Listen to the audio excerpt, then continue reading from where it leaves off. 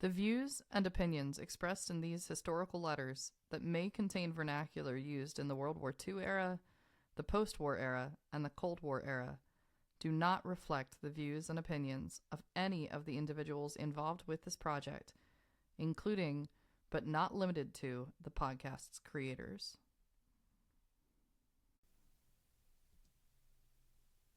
Seoul, Korea, June 25th, Sunday.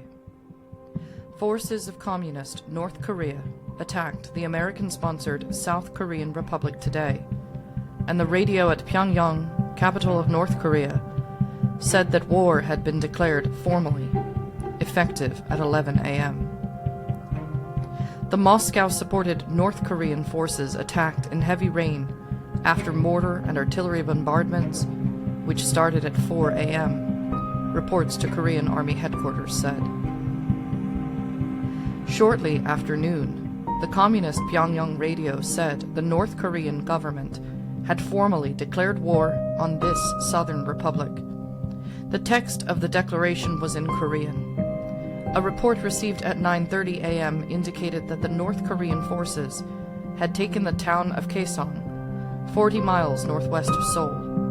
Kaesong is headquarters of the 1st Division of the South Korean Army. The International News Service reported 60,000 North Korean troops poured into the republic over a 200-mile front. It is said 4,000 dead were counted within the first few hours of the fighting, according to a South Korean spokesman. Article from the Philadelphia Inquirer, Philadelphia, Pennsylvania, Sunday, June 25th, 1950. Also from the Philadelphia Inquirer, Philadelphia, Pennsylvania, Sunday, June 25th, 1950. U.S. will hold Soviet to account in Korea attack. Washington, June 25th, Sunday. State Department officials said early today that the United States would hold Russia responsible for the communist North Korean war against the independent South Korean Republic, which this country and the United Nations brought into being and have supported. But there was no indication that the United States intends to take direct military action of its own in defense of South Korea.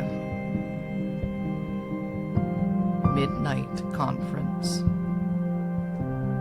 Officials headed by Assistant Secretary of State Dean Rusk held a midnight conference over the Korean crisis. An official who participated in the conference said, "Anything that happens in North Korea is very much under the influence of Russia, and in that way, Russia is responsible for the North Korean government's action." South Korean Ambassador Dr. John Young-chang hastened to the State Department. He said the invasion could not have been done without Soviet direction. And then he said,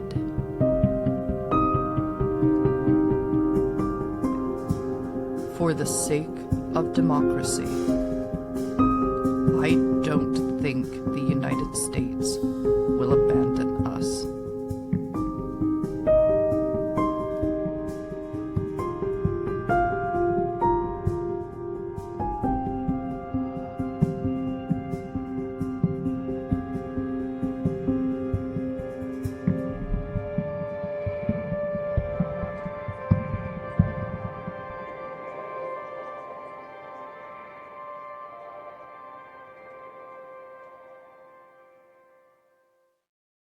Morning, Jamie. Morning, Allison. All right, so we're heading into some different content here as we get past episode 80, as we get into the summer of 1950, and as we've talked about and hinted at for a number of episodes now, is the Korean War was on its way. We mentioned it at the end of the last episode, And what everybody's just heard for the introduction of this episode is some of the coverage of what's going on between the letters that Sweetie leaves behind. We left off right, I think it was like June 20th. June 16th was actually, it was June 16th. June 16th. Mm-hmm. Yeah, it was Sweetie's letter. The first letter today is going to be July 18th. And in that gap of time, here coming into the news, and just for the purposes of this history, because sometimes it's a little hard to follow, we're just going with Eastern Standard Time for everything, because technically this happens in June 24th when it happens in that time zone. June 25th, Eastern Time, we get the news that North Korea has invaded South Korea. That comes in the morning of June 25th, and everyone is very shocked at this information coming in. And what we heard were the two articles, the two beginnings of the articles. There's a ton of content here all across the country, but those are from the Philadelphia Inquirer. Really two elements to this, one of which is what exactly happened. There was this surprise attack and people were fleeing, as North Korea pushes southward into South Korea over that 38th parallel that we'd mentioned in a previous episode. And in future episodes, we'll put up some maps so that people can see some of this. But just generally, just imagine North pushes into the South, South, surprised, has to flee. That's the easiest way to think about it. And it shocks everybody. And it also shocks everybody in Washington to the point where they have this midnight meeting.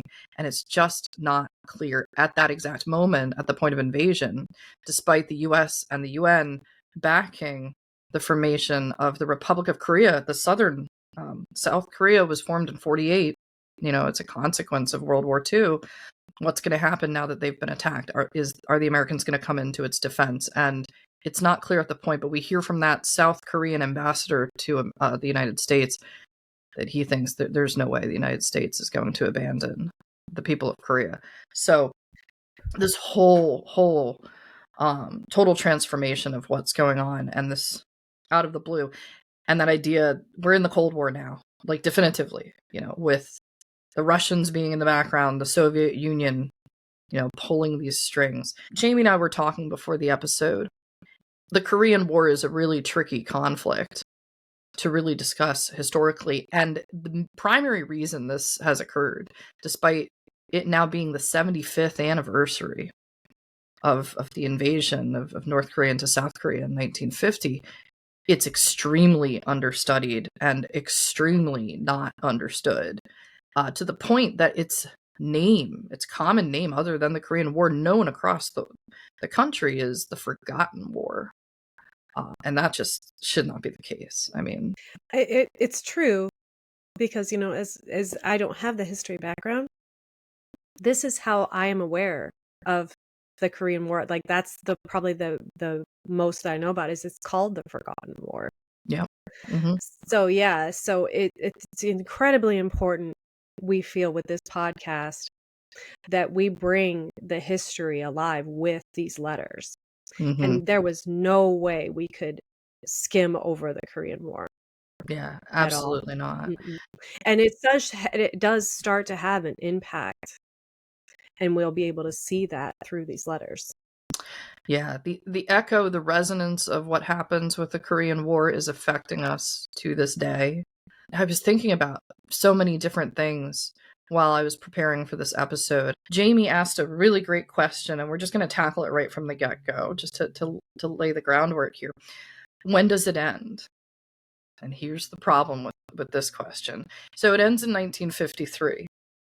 So for people that really don't know any of the history, just the thought of this being a war that's going on for 4 years, that's forgotten, is just inexplicable. And then 53, it was an armistice that was signed, but not an ongoing peace. That's why it's still called the Korean conflict to this day. It didn't, right? We still have the conflict. There's still that dividing line between the countries. This is really one of the first big examples of a frozen conflict. That term comes in. We see this in the Caucasus and other regions today. Frozen conflict to this day between North Korea, South Korea. So when does it end? I'm not really sure it did. Technically, the ceasefire, the armistice happened. And then it stuck. And we're living with this today. To think that we are not studying a war where this is still going on, it's just unbelievable. But that sets the stage of where we are. And I was looking when I was preparing for this months ago, I was like, you know what? I need to be better about my understanding of Korea. It's not where it needs to be. So I did what any historian would do. Let me find the seminal book on the war. This is like, you study the Civil War and you're like, Jim McPherson, Battle Cry Freedom. If you didn't know, Jim McPherson, Battle Cry Freedom, that is it. Anything McCullough writes, great. There's no like set, it doesn't seem like there's a consensus on like what that is, which is all, right? It's just like, oh. It is the oddest thing. To wrap one's mind around it. And to understand like what the impact that this had on American life, because, and so like, that's where we're going to be going and seeing, like, we're going to be able to like see like from Sweetie's perspective, like how a person was viewing this. Yeah. This is not something that I'm even aware of it and really in school. And to think that there's it honestly, there is just a feeling, an odd feeling with this. Yeah. It's an odd feeling. And so Allison was she was adamant about, digging into this and dissecting this. And I'm actually really, really looking forward, because I'm concerned. It's actually a concerning thing to know that we don't know that much about it. And like you said, there should be a book like World War II. There should be that big work where we're like, oh yeah, you read this one and you get a good survey knowledge of it. Who's the Korean War guy? Who's the Korean War expert? Right. Yeah. I can't just rattle off the top of my head. Like, this is the guy, if you want to read a book, this is what you read. There is one guy we can read, we're going to continue reading from, who does pretty good coverage on a lot of these things. But the idea of something forgotten that's still ongoing is just, right? Allison, that was the something forgotten that is still ongoing. That's powerful. Oh yeah. I'm really, and when you said, and I did ask, when does this end? Yep. It's the best question. I don't know if I really have a real answer for you.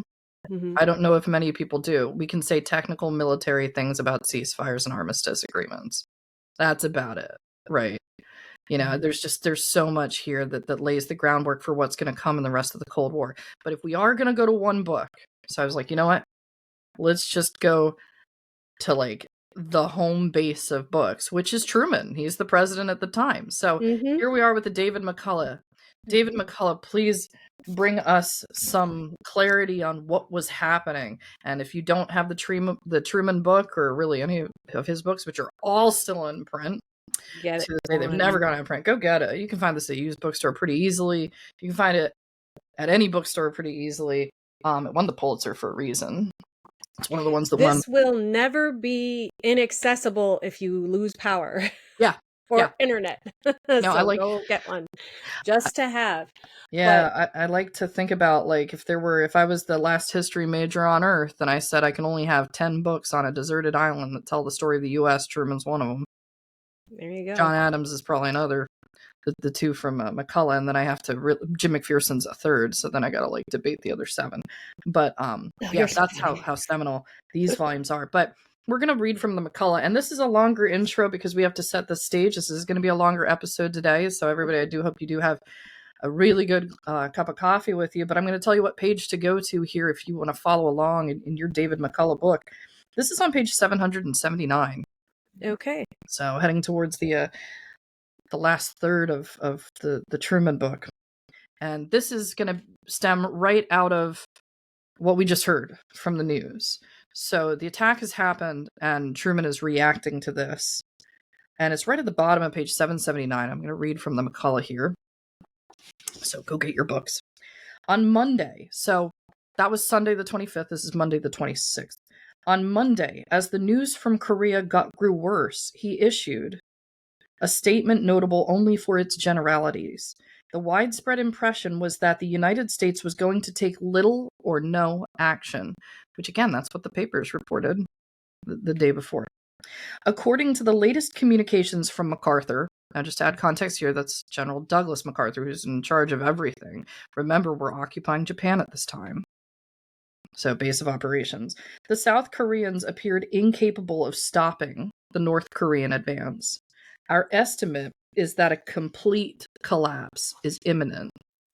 That night, after supper alone, Truman summoned another emergency session, a second War Cabinet meeting at Blair House, and decided to provide American air and naval support to the forces of South Korea and to press for immediate United Nations support.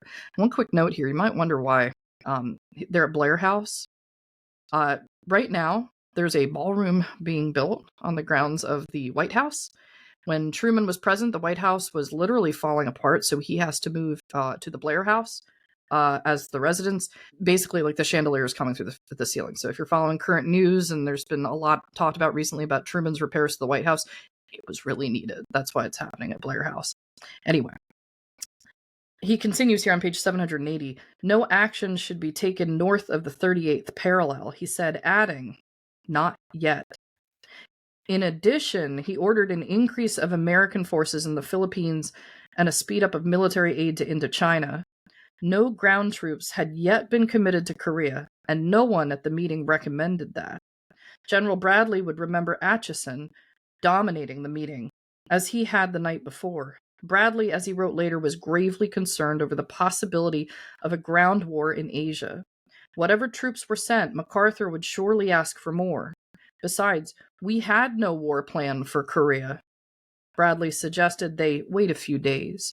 Atchison agreed. I don't want to go to war, Truman said, with a force they would all remember. Everything I have done in the past 5 years, he remarked sadly as the meeting ended, has been to try to avoid making a decision such as I had to make tonight. And then, and we're just going to continue a little further here because this is important for the element of American involvement. Because at this point, it's like, we don't want to go to war. We don't want to send people in. But we have to keep in mind the words of that South Korean ambassador. He doesn't think that the Americans are going to abandon South Korea. McCulloch continues on page 780. Headlines the next day, Tuesday, June 27th, reported North Korean tanks sweeping into the South Korean capital of Seoul. The government of South Korea had fled, its president, Syngman Rhee, bitterly describing American help as too little, too late. In a broadcast from Pyongyang, the capital of North Korea, Communist Premier Kim Il-sung vowed to crush South Korea as swiftly as possible. At the White House, events moved rapidly as the leaders of Congress, the Secretary of State, Secretary of Defense, and the Joint Chiefs rolled up to the West Wing in one official car after another. More than 40 people were gathered. By 11:30, the doors of the cabinet room were closed. Half an hour later, the meeting had ended. The congressional leaders had given the president their undivided support. No one had said a word against what he had decided. Further, he had been advised to proceed on the basis of presidential authority alone and not bother to call on Congress for a war resolution. And this is why the last official declaration of war from Congress was World War II. This is going to become a thing. 100 reporters stood waiting anxiously in the lobby when minutes later, Charlie Ross set off a whirlwind, handing them the first word from Truman that he had ordered American air and naval forces to support South Korea in its hour of peril. The attack upon Korea makes it plain beyond all doubt that communism has passed beyond the use of subversion to conquer independent nations and will now use armed invasion and war. Cheers broke out in the House and Senate when the statement was read aloud. By a vote of 315 to 4, the House promptly voted a 1-year extension of the draft law. In the Senate, Republican William Nolan called for, quote, overwhelming support for the president and from all Americans regardless of party. At the United Nations, debate began on a resolution to back the American decision, a resolution adopted that night at 10:45, the Soviet Union being still absent. For the first time in history, a world organization had voted to use armed force to stop armed force. We'll stop there. So the UN had just been formed. Yeah. So the UN had just been formed, and here we are. We're formed. We're ready to go, and we're going to go fight. It very much bothers me that we went into this and there was no formal declaration of war. Yeah, this is the first. That to me feels like precedent was set with this. Maybe that's why they want us to forget about the Korean War. I know that there's a lot of controversy around Truman, especially within our own party. Yeah, You as can cut out what libertarians, you this want. is a tough thing. Yeah. But for him, I tell you, it really hit me when he's like, I don't want to go to war. Everything I've done in the past 5 years has been to try to avoid making a decision as I made tonight. Yeah. He did not want to be in the war. He did not want this. He had to be the person who is responsible for I hold him responsible for the dropping of the atomic bombs on Japan. And he didn't want to be that president, I guess. Yep. And for 5 years, I can imagine that he did a lot behind the scenes. I mean, he did a whole book of things to kind of avoid this. Yep. And here we are having to deal with the thing he knew was coming. Yeah. Which was the United States was going to have to get involved. You know, it's such a tough call. He it was is the such right a guy tough at the right call. time. So this is the world stage. This is the American stage. This is where we're at. And then we like take it from this giant perspective down to this town to here. Yep.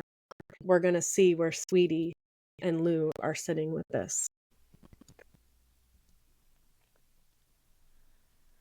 County Line Road, Hatboro, Pennsylvania, July 18th, 1950. Dear Mama, Papa, Frank, Sister, Florence, and Jean. I've no doubt that Jean is ready to chew my ears off for not having written before. I fully intended sending cards from Chicago, but the train was something like a half-hour late. I had no cards but one which I asked Frank to mail to the folks, and there were several items of interference, which made me slip it by. I told Frank and wrote the folks that the rocket was half an hour late because we struck and killed 2 little kids playing on the tracks just as we were entering Davenport. I've tried to match our paper for some write-up about it, but so far have seen nothing of it, and ask that you match or rather recheck your Des Moines papers for some account of it. The Parmalee transfer drivers were out on strike, and since Frank met me, we walked to Union Station, stopping on the way to have a cup of coffee and ice cream for Lewis, and bought 3 ham sandwiches to lunch on as we continued our trip. Frank, I'm grateful to you for suggesting we buy them, as the lady in front of us, with whom we chatted, said they ate in the diner, had a very ordinary meal that ordinarily would have cost about 65 cents in a restaurant, cost them $2.25 apiece, and she said it was the cheapest thing they could find on the menu. The sandwiches, the bananas we took from Jean's, the cookies Mrs. Crawford baked for us, and the candy made us a good meal.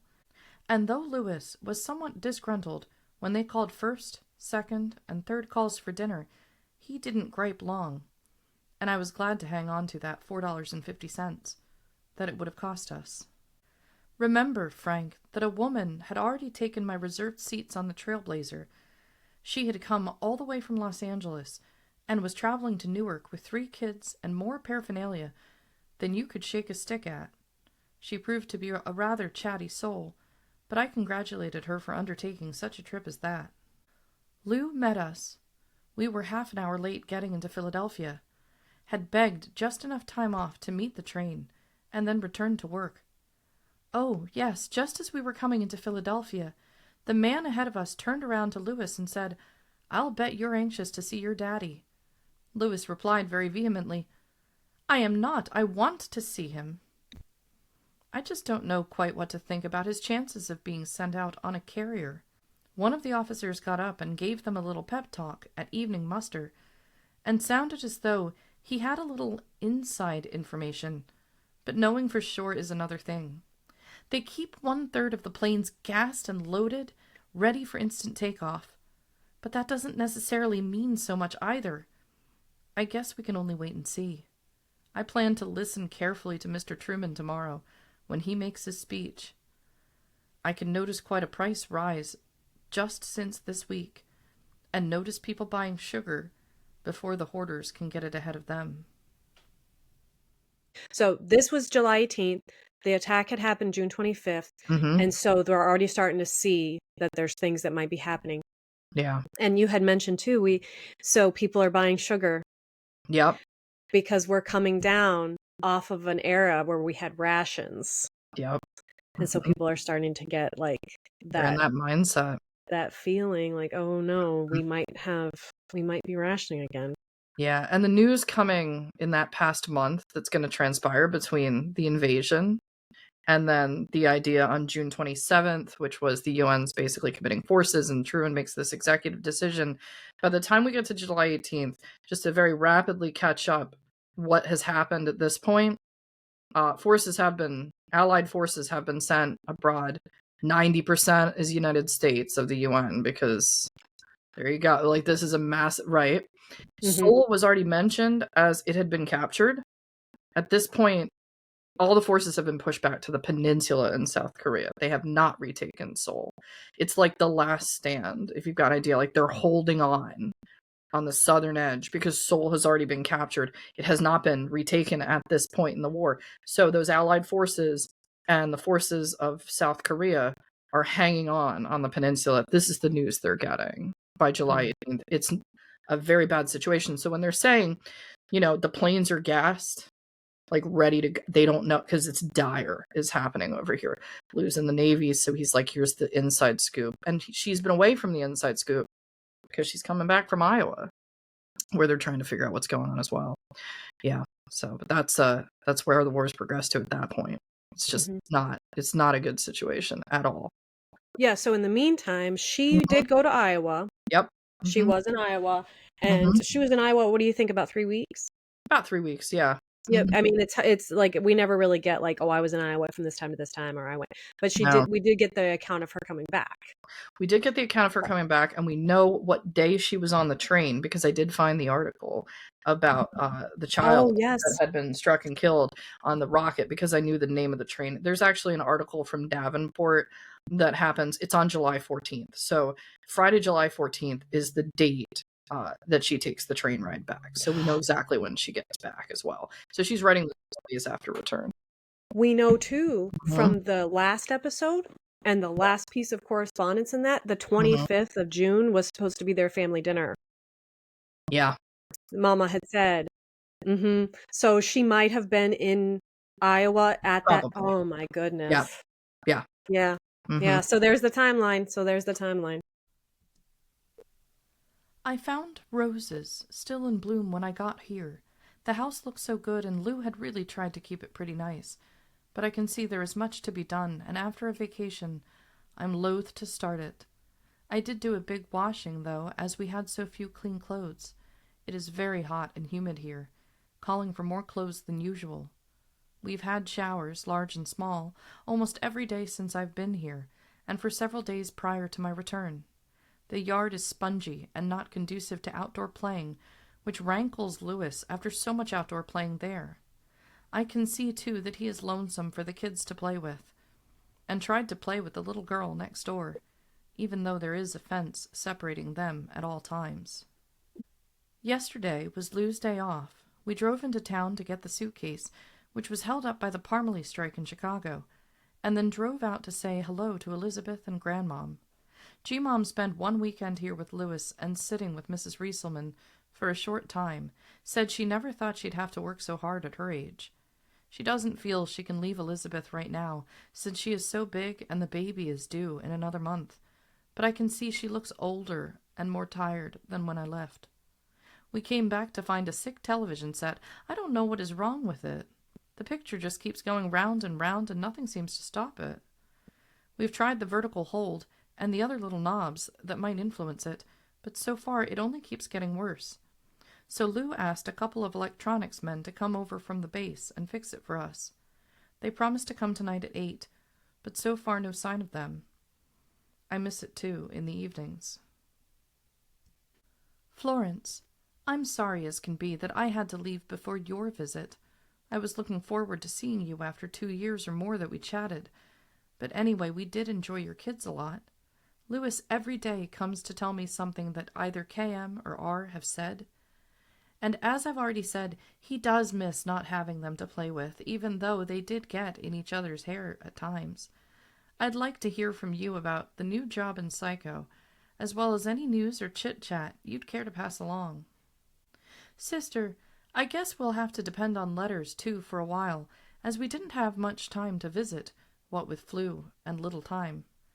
I'm sorry Dee and I couldn't have renewed acquaintances, and I don't believe I told you before that while I was sick that Sunday at home, Cookie came out to where I was loosing my second cup of coffee to sympathize with me. And if you remember, she asked me the last time if I was all through being sick. Frank, I did not yet pay you the money you put out for my checked bags in Des Moines, and I fully intended to do it, and am embarrassed by my lack of thought in not doing so.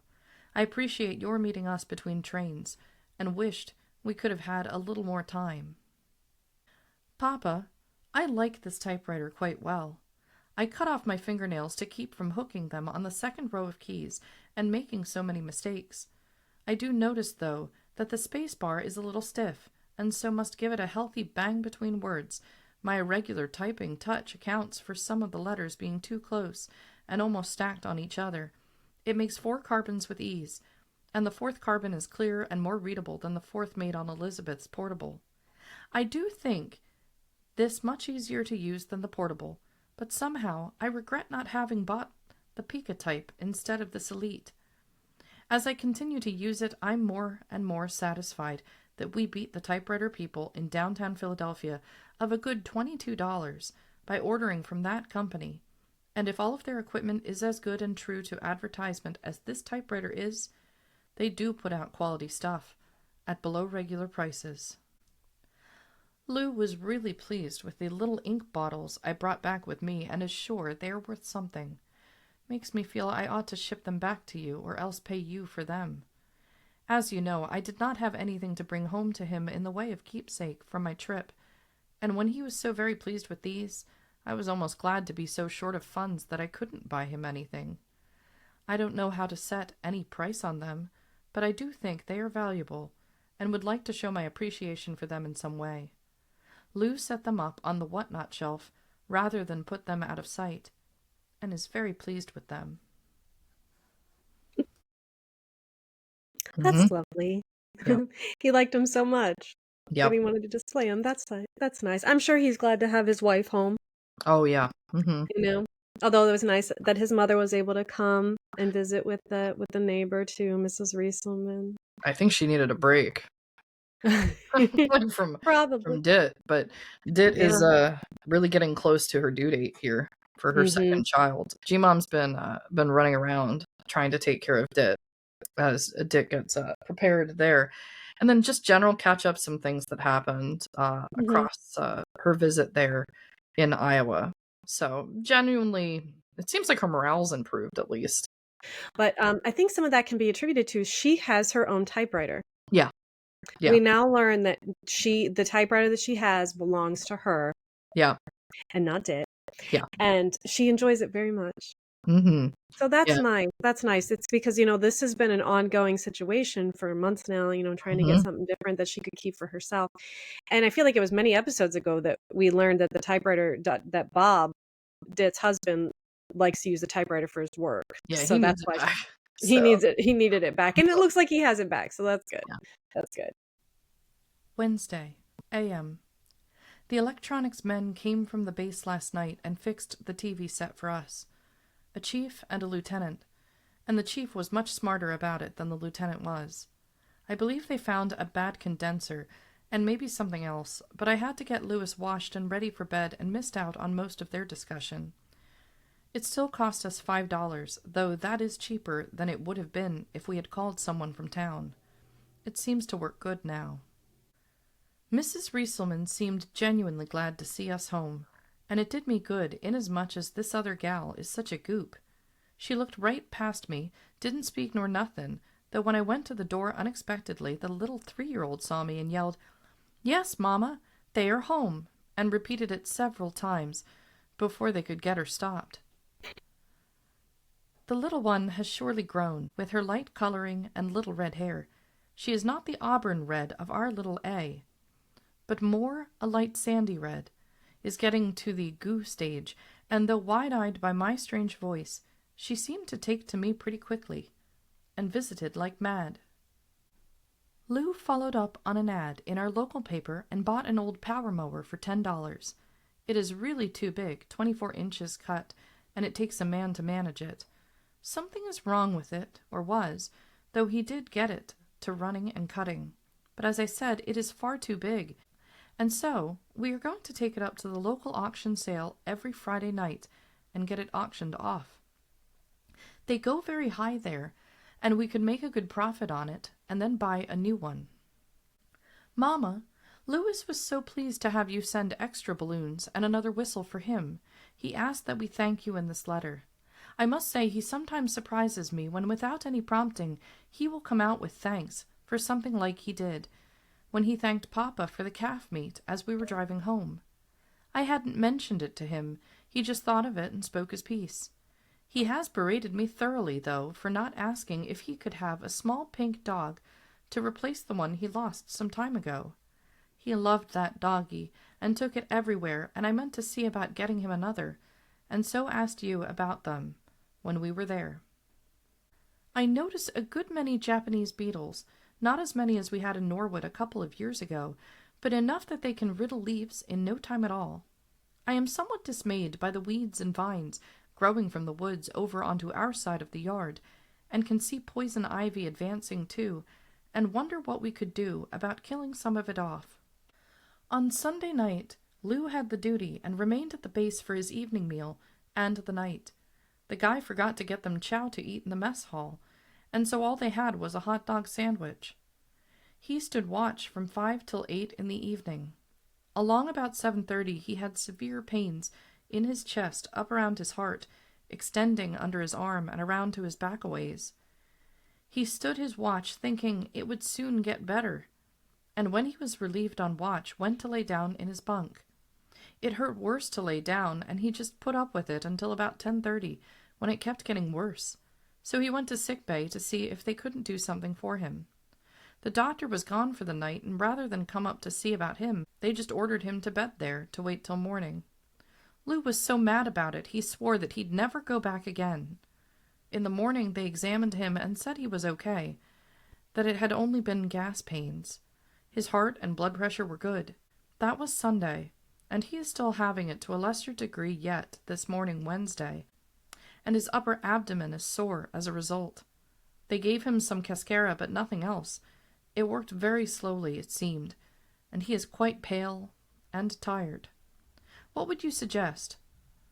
Must stop and get this mailed this morning.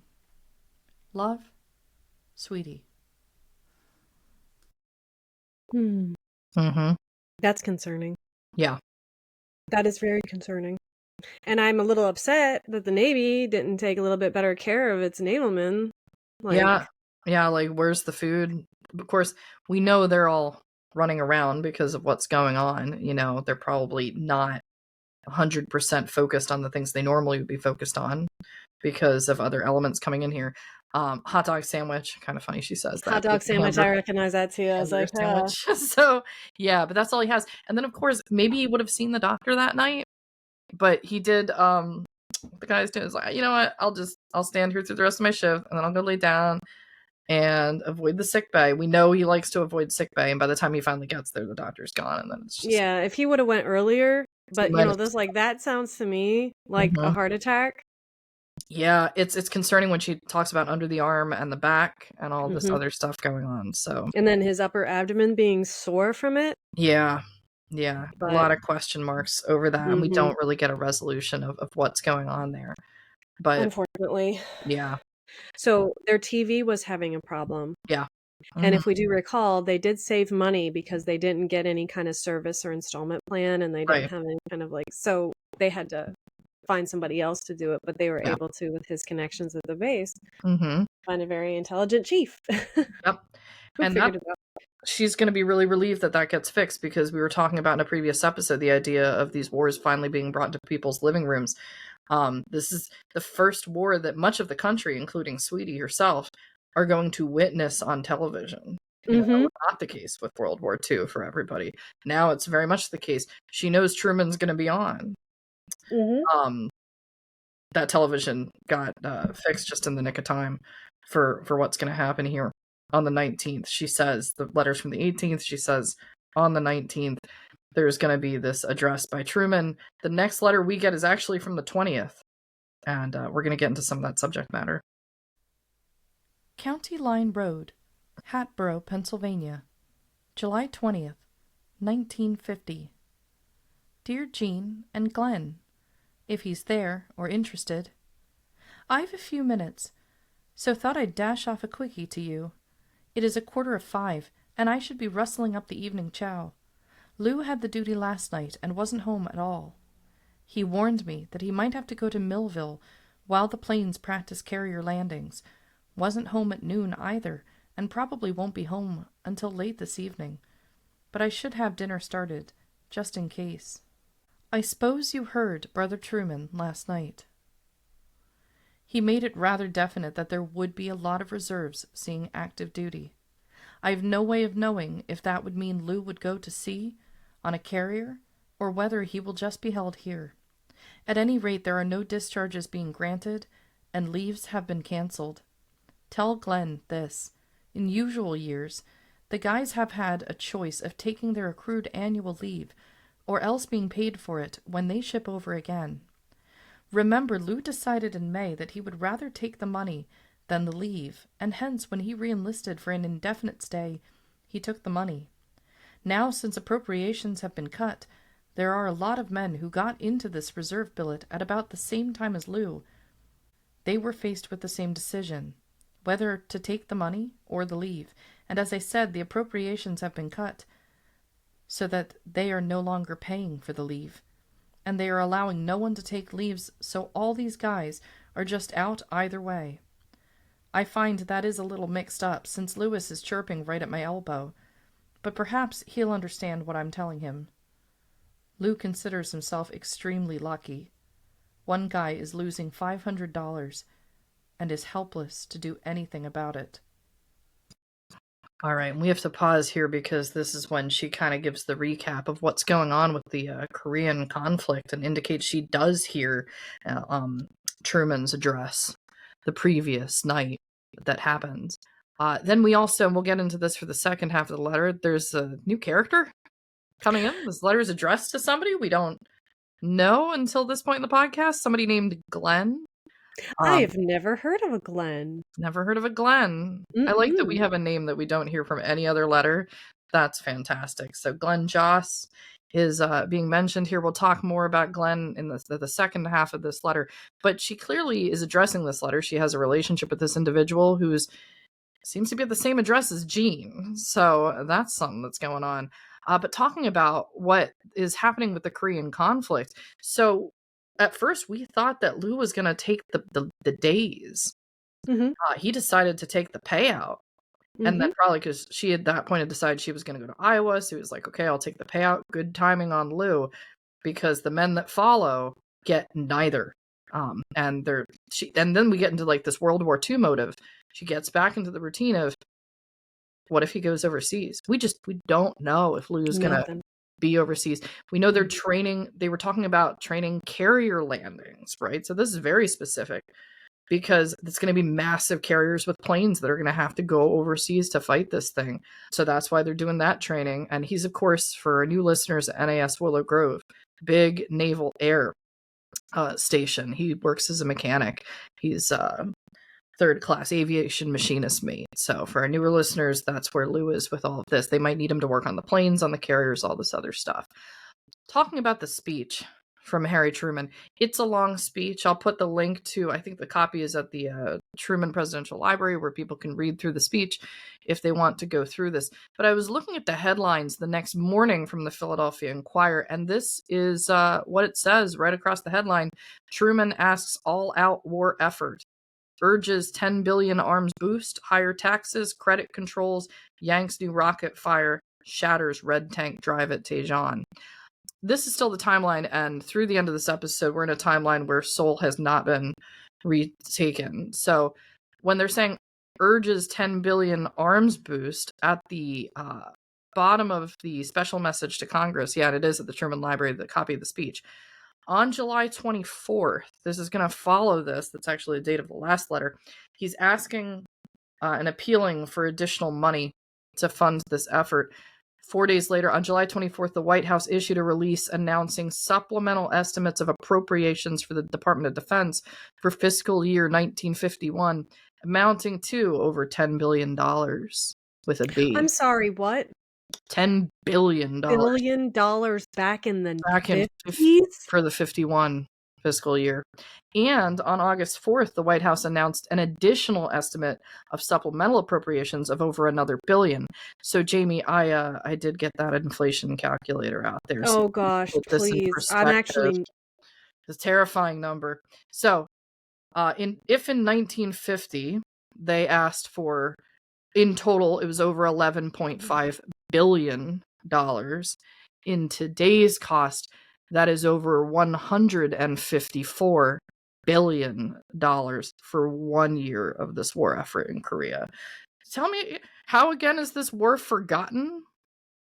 that is, maybe they don't want us to remember. Can you imagine if President Trump got on and said, I'm going to need $100 billion? Yeah. We would laugh at him. Yeah, I you mean, have the Dr. Evil symbol. Like, yeah, it kind I, of sounds like that, right? Like, it does. It it does. is. It sounds ludicrous to ask for that Mm-hmm. amount of money, especially given that we just came out of World War II. Yep. And this is a conflict that we are, it's not an involvement of the United States. This was Korea was Korea was Yeah, divided. right. What did you think was going to happen? It's such. 2 years. There were 2 years. It's ridiculous. In today's world, Mhm. I mean, I'm looking at this going, nah, that's cool. We're good. The Like what? the involvement question is so tricky, because the other thing I found out when I was looking into this that I hadn't remembered, or if I'd known at some point I'd forgotten itself, was that prior to World War II, prior to 45, Korea is a colony of Japan. We occupied Japan. So we're involved because we're part of this setup. And then we're 90% of what the UN's sending in. Mhm. And at this point, allies we know are already there. American troops are already going there. So it's like 154 billion. And if there's one thing you know about wars, it only gets more expensive over time. So if that's the budget for 51, I shudder to think what the budget was for 52 and 53. And this doesn't even count the money they're spending in 50. This is just appropriations heading into the next year's budget. So, yeah, it's such a big thing. So when they're saying they're not going to pay somebody $500 for their owed paid leave, the men can't get their appropriations, but everybody else is. There's a big appropriation going to Congress to fund this effort when we go into 51. So, this is where, oh man, there was just a phrase that came to me, and it's a tough phrase. The men aren't getting what they're owed, but this money's going to be spent elsewhere. In the Civil War, we get a phrase called a rich man's war and a poor man's fight. And it kind of feels like this when Sweetie writes the line, a guy is losing $500 and is helpless to do anything about it. We know who's going to fight this thing. So, it's a tough part, but it's very important to cover that. And that's basically where we're going to leave the Korean War coverage for this episode. And we'll continue on with Sweetie's story. There's going to be a couple elements we'll talk about from the letter that's coming up after this one, because we have 3 letters total for the episode today. But we got to find out a little bit more about Glenn. Let's take a break from that for a moment. Let's see if Sweetie can give us some more information about who is Glenn. I've been looking for the package containing the plastic closet to arrive just any day. This may be considered a direct hint, and you may enlist Glenn to help in wrapping and mailing, etc., inasmuch as he has a new bolt bucket to make the job easier. I can use it at any time. I did a terrific washing on Tuesday, and just got around to doing the ironing today. I got up and started it at 6, thinking I'd get most of it done before Louis awoke, and also beat the heat of the day. Everything went along fine for a short time, and then the plug started popping most viciously. I had to pull the plug and let it cool to finger temperature, unscrewed it, and could find nothing wrong. The screws in it were a trifle loose, and so I concluded that the looseness might have allowed the wires to meet. Wormed it up again and tried it again, with negative results. Waited for it to cool again, and this time found where the wires had burned through, way up high. I wished temporarily for Glenn, but seeing the futility of it, got the usual paraphernalia. Hairpins, paring knife, scissors, and did the job myself. I had a big ironing to start with, and with all the delays and interruptions, it has taken me most of the day, and I'm pooed to be sure. So far have shut my eyes to the house cleaning that needs to be done, but must get in gear very shortly. Besides, Saturday and Sunday are Lou's days off this week. I'm not sure what he has in mind, but I do know that Elizabeth has a birthday on the 23rd, and we should try to get down for a while. I've come to the conclusion that I'd far rather stay at home and lounge than rustle my bones to get dressed and ready to go anywhere.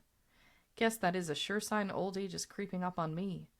Louis prefers to stay at home, to play, when and where he sees fit. And Lou has never been much of a gadder either, before or after we were married. It is after 5, and if by chance Lou should be on time, I'd be caught with the proverbial trousers at half-mast and rosy cheeks of embarrassment, since my meal isn't started. Made the young'uns some of Joffrey's frosty dessert. Yeah, I mean dessert. And mashed up a banana to go into it. It froze too crystally and wasn't much of a success. I've decided I'd rather just buy an ice cream cone and be done with it. I look back with much pleasure to the very nice dinner that Glenn took us out to enjoy. Often wish for just one more platter of that shrimp, rather than go do the cooking myself and wind up with something not quite so frivolous. I've decided I'm going to get some, though, as we have a good seafood store in Hatboro, and should get some good ones. Just wish they knew I was a friend of Joss's, though maybe they'd give me 13 big ones. Spose? I told Lou all about going dancing and the fun we had, and how good a dancer I thought Glenn was. He didn't seem to lift an eyebrow, and I know lots of guys who'd still be splattered on the ceiling if their wives had gone out alone. He either takes me for granted, or else he's darn sure of himself, or maybe he just knows I'm not anxious enough to gad to dress up. He is quite proud of the antiques he picked up while I was gone, had them all on display for my return, and I'm still so agog or aghast that I haven't put any of them away. He bought an old bureau and refinished it himself, a marble-top affair that is Victorian, but has beautiful grain in the wood, and he did a beautiful job on it. He left one drawer so I could see the before and after effect, and I'll bet even you would be pleased with the job he has done on it. There were numerous and sundry items that I shall not go into right now. I've certainly made a heap of mistakes. Part of it is that I'm darn tired, and I'm so slumped I can about reach the keyboard, let alone see what I'm doing. I've gotten terribly out of practice anyway, and the rest is pure carelessness and sloppiness. Well, anyway, you know I've been thinking of you both, and it won't take too long to read this, and there isn't much you've missed, if you don't take the time. So what's left to say but love, Sweetie? That was cute the way that you did that. I like that at the end. Well, it would seem that Mr. Glenn is a very good friend of Jean. It would seem that. Cliffy's out of here. There's no more Cliffy John. Oh no. Oh, bye, Cliffy. Bye, that was fun. Well, no wonder Jean hasn't been writing too much. She's been busy hanging out with her new beau over here, Mr. Glenn Joss, who's taking Sweetie out to dinner when she's visiting, and Sweetie's writing letters and saying, I miss you both. This is the flip of when Jean went to Ottumwa in the fall of 43 and got to know Lou. Sweetie's now, and she only had 3 months of time, and they became close. Now Sweetie's gone out there for 3 weeks, and despite all the other war news and things going on, oh, well, there's this new guy, Glenn, that is taking Jean to dances and things like that. And I love her whole part. It's like, he's not even jealous of, he's just like kind of this free spirit kind of individual. We get these hints about who Glenn is and his personality. But one thing we can kind of tell right from the outset is, first of all, I don't remember too much. I think Sweetie wrote some letters to Bob when Jean was dating a guy named Bob. I think she wrote a little bit. I can't really remember her addressing a letter to Jean with Cliffy. And immediately after meeting Glenn, oh, now it's just Jean and Glenn. It's Jean and Glenn. So it seems that Jean has finally settled down. A little bit. A little bit. I mean, we're getting a couple of nice little tidbits about that, which is cool. And it's good. And it's very nice to hear that Jean is, is found someone. Because, I mean, You know, she's been dating and looking and stuff. Right. So having Sweetie come out there to kind of like meet Glenn and kind of give the okay, Seems is that she what it kind of approves. felt like a little bit.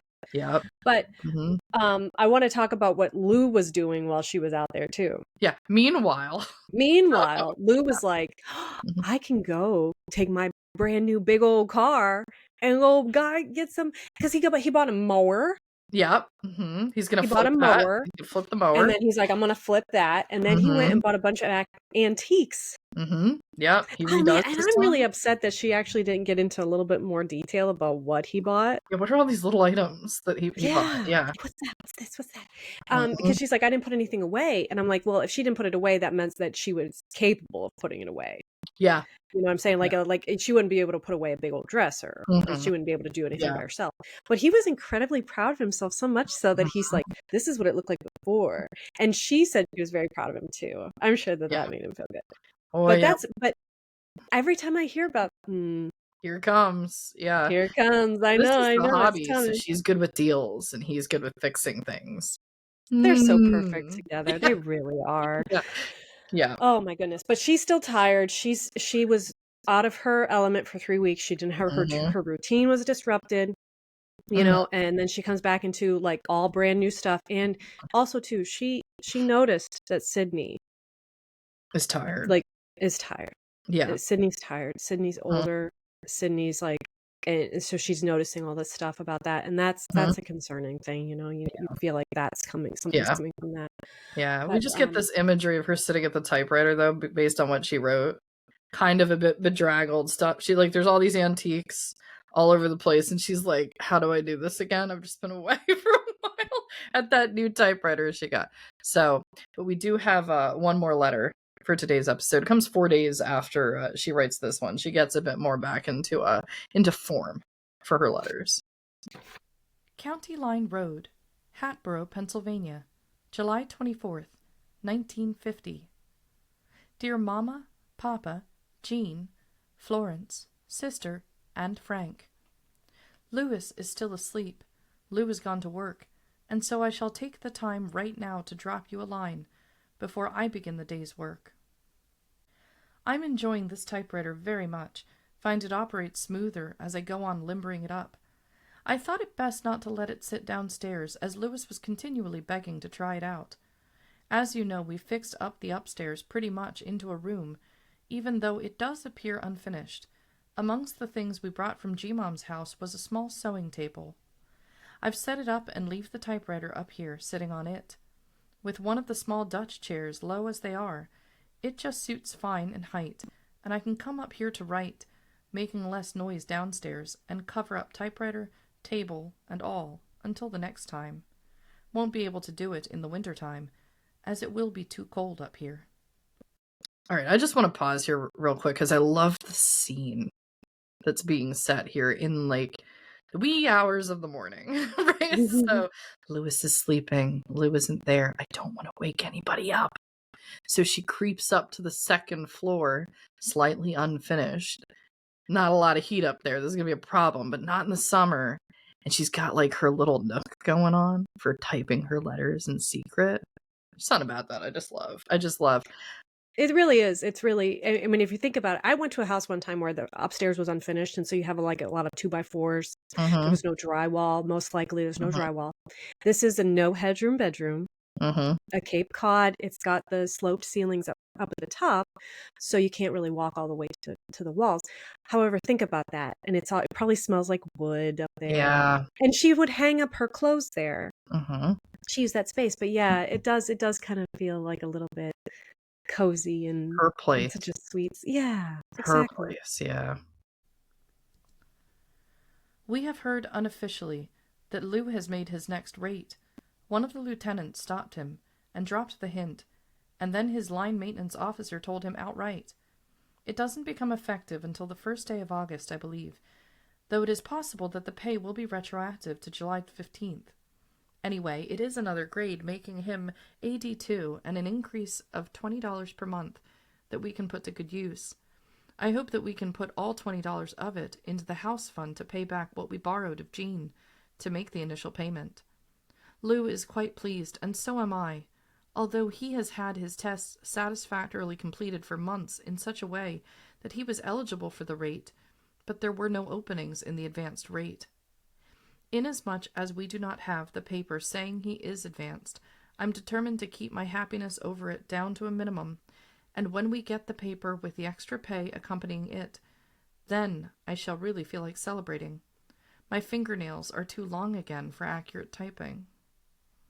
We listen to the Korean War news at every opportunity, and I'm somewhat surprised to hear the big offensive drive will not be undertaken until next year sometime. No, he said, late fall or early spring. Late fall wouldn't be so bad, but spring seems a long, long time away.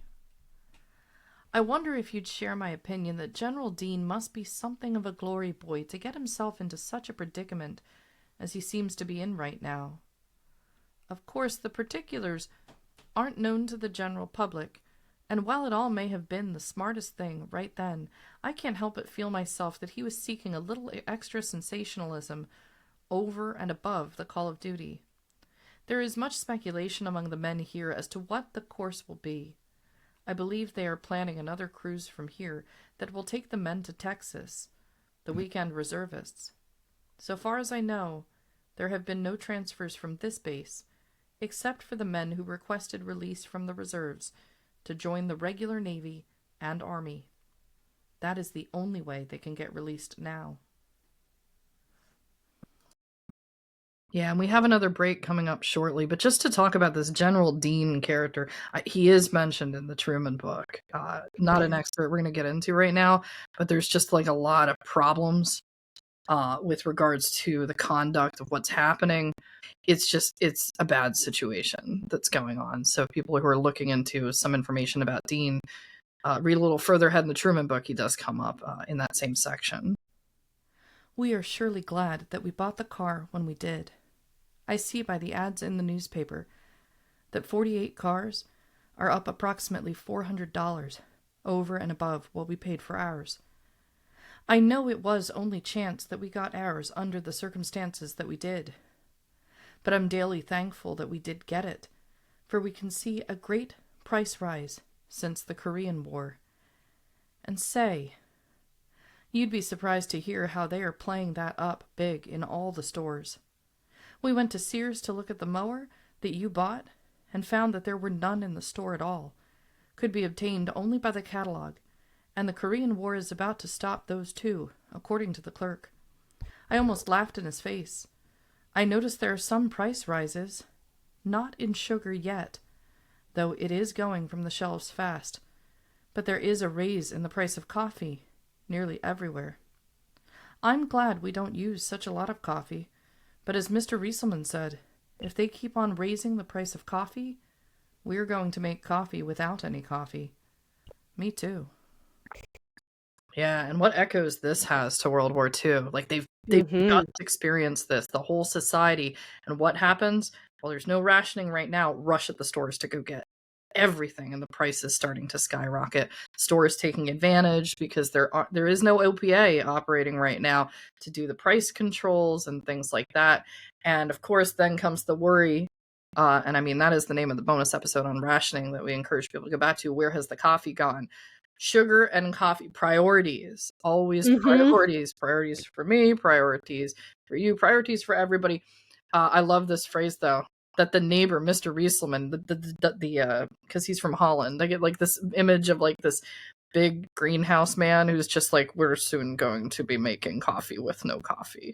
Yeah, like because they can all feel this coming along, but yeah. This is something that the whole country had just gone through. Yep. So people are very well aware of what things they would run out of that they were unable to get. And sugar must have been a huge one. And sugar keeps too. It's not like, if you store it properly, you can keep sugar for a little bit. So that's not something that like fresh meat or eggs or cheeses or anything like that.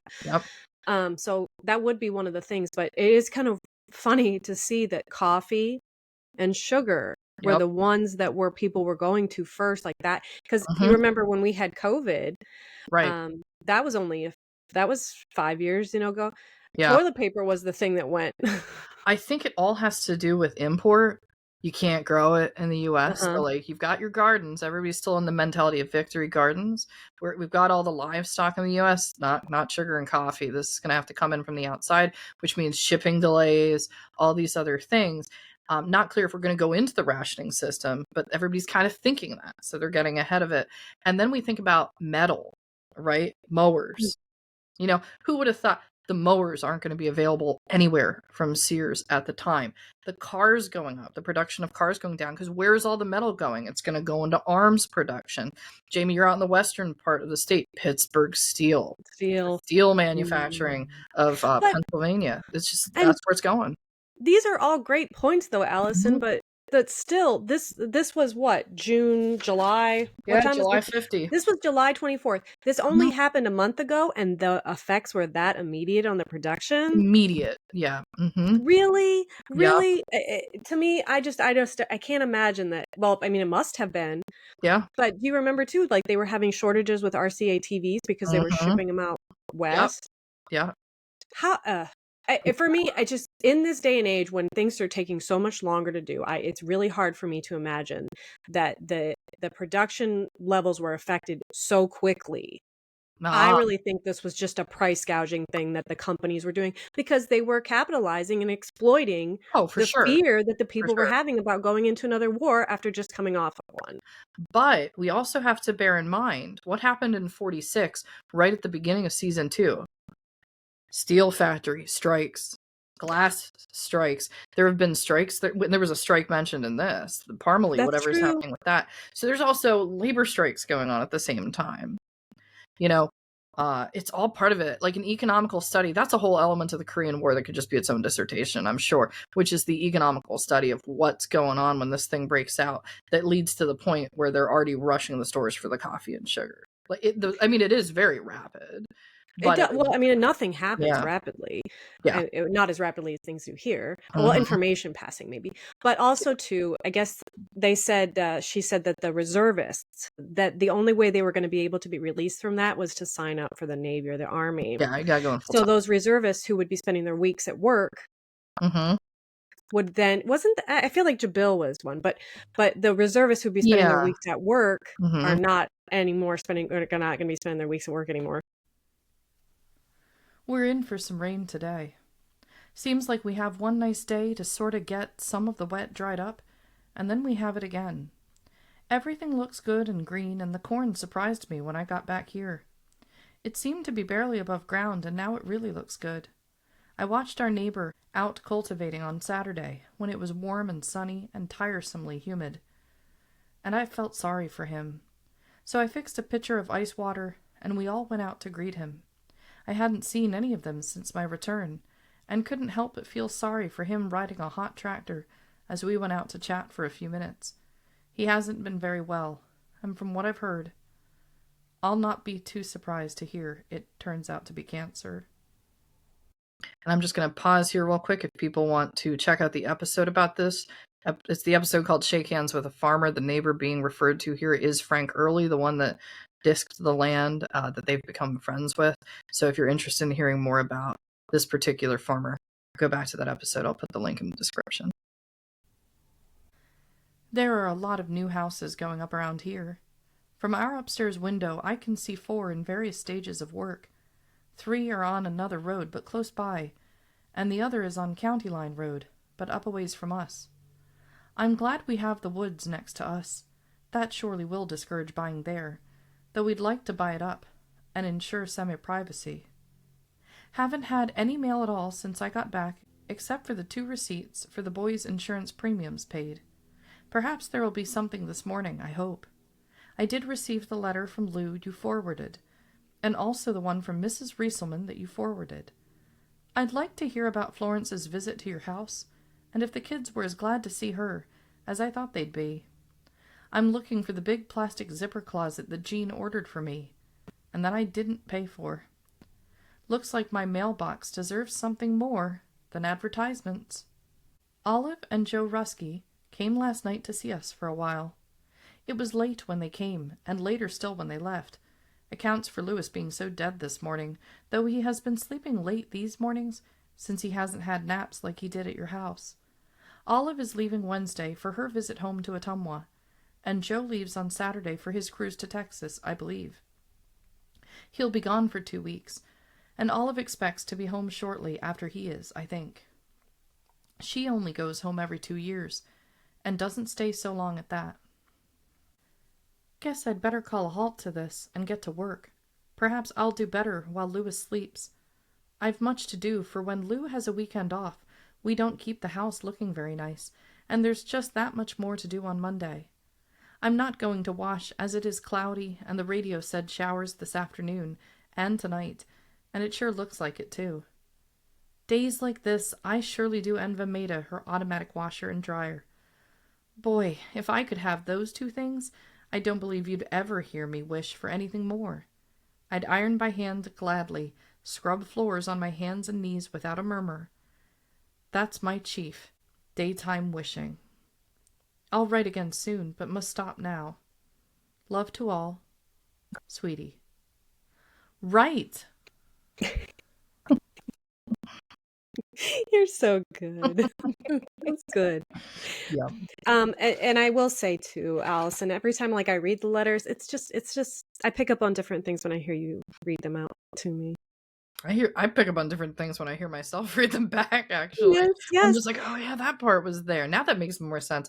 Yeah, but what a letter. I mean, she's just covering so much ground here.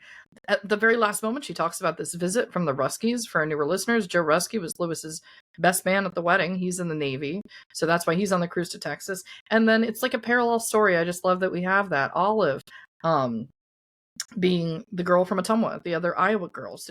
They always want to have the Ruskies over because that's just like a really interesting little timeline that's going on there. And they have a little boy too as well, right? Yeah, they do. So Louis is able to kind of hang out. Because he got to spend time with his cousins. And this is an unfortunate thing. Yeah. That she lives farther away from family and his cousins, and so he's not able to kind of grow up and see him all the time, which, is kind of sad. And it seems like that is the same case with Olive too. She, she has her little boy and she's out there. Oh, and I'll tell you right now, we were just talking about your dryer in the last episode. I know. When she says I envy her automatic washer and dryer and stuff, I'm like, man, I really need to be more grateful for the advancements and the things that I have to make housework easier. Yeah. The time crunch that it is, how much stuff that she has to get done. The other thing at the end of this letter, though, and I have to emphasize this, is she's like, there's some new houses going up here. She's been saying she's out in country over there on the line road, and she's like, but there's more being built over here, and there's 4 more going up over there. They've only been there for a little while. I mean, it hasn't been a year yet. 4 more houses within eyesight going up.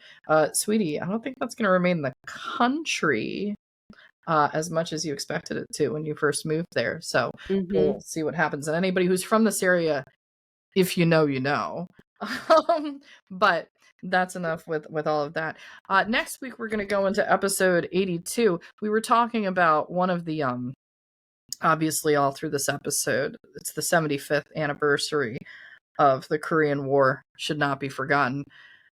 In a weird way, though, there is another 75th anniversary that's going on, not related to the war whatsoever, but is very much remembered because people really like Disney, this is the 75th anniversary of Disney's Cinderella. So we hope you tune in next week, because next week's episode is called Cinderella at the Hatboro Theater. Bye.